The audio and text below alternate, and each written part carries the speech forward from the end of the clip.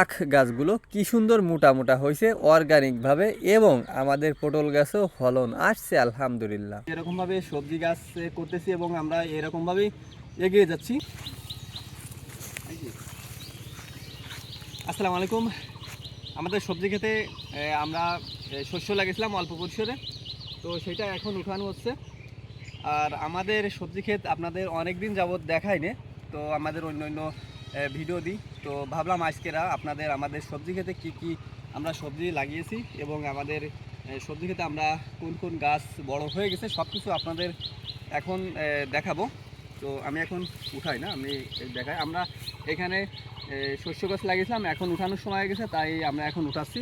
পাইকে গেছে, হ্যাঁ, এই যে আমি যখন উঠাচ্ছি অনেকটাই পড়ে যাচ্ছে। হ্যাঁ, তো আরও কয়েকদিন আগে উঠালে ভালো হতো।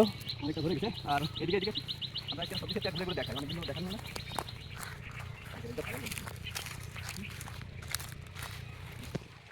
আমরা আমরা এর উপর দিয়ে আমরা এই পেঁয়াজ লাগিয়েছিলাম। পেঁয়াজ এখন উঠানোর সময় হয়ে গেছে। হ্যাঁ, পেঁয়াজও ভালো হয়েছে আলহামদুলিল্লাহ, এক জায়গা দুইটা তিনটাও হয়েছে। আমরা এই যে এইদিকে আর এই যে এইখান দিয়ে এক জায়গায় কয়টা, এক দুই তিন চার পাঁচ ছয়টা হয়েছে। একটা পেঁয়াজ লাগিয়েছিলাম, তো ছয়টা হয়েছে আলহামদুলিল্লাহ। আর পেঁয়াজগুলোও অনেক বড় বড় হয়েছে।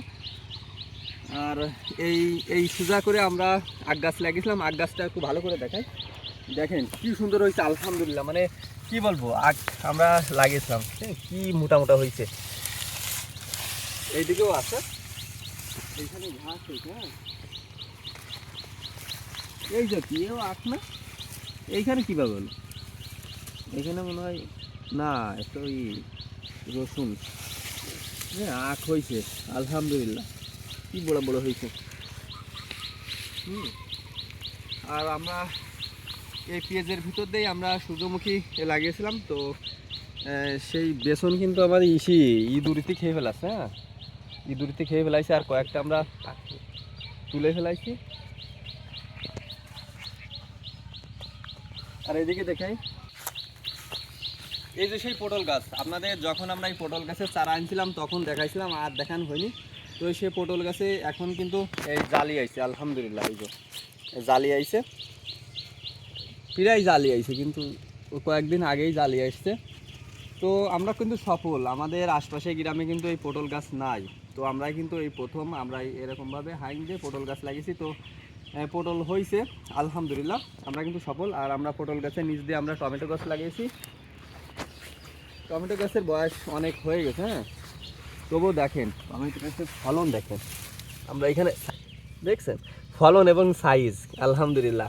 আমরা কিন্তু এখানে কিন্তু কোনো রাসায়নিক সার ব্যবহার করি না, আপনারা তো জানেন আমাদের সবজি খেতে আমরা কিন্তু রাসায়নিক সার কোনো ব্যবহার করি না। আমরা এখানে বেঁধে দিছিলাম, তবুও কিন্তু এইখান থেকে পড়ে গেছে। এটাই আবারও কায়দা করতে হবে এই সুগার। আর পেকে গেছে, অনেকগুলাই পেকে গেছে। গতকাল টমেটো ছিঁড়া হয়েছে।